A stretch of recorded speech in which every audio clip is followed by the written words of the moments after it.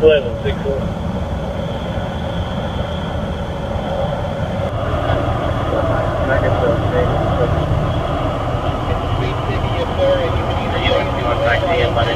We get a plan emailed to us, and so we try to focus mainly on those areas.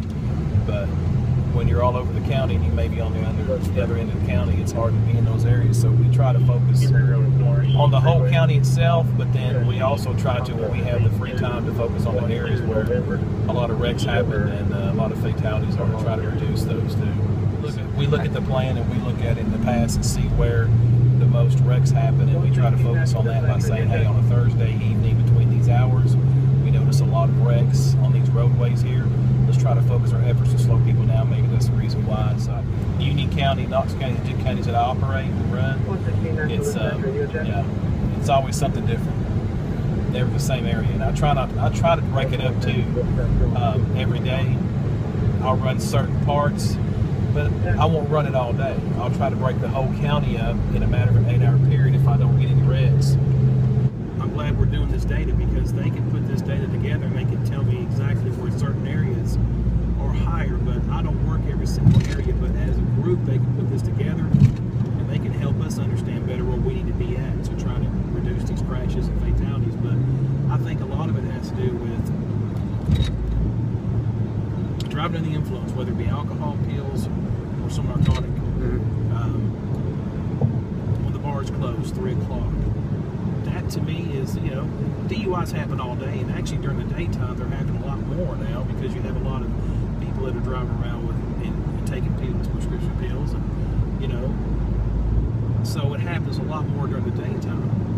But at nighttime, when the bar is closed at 3 o'clock, you have a lot of people that, you know, under the influence of something, and then you have a wet road. And these roadways, when it doesn't rain for a long time, they have a lot of oil on it from the cars, from the tires.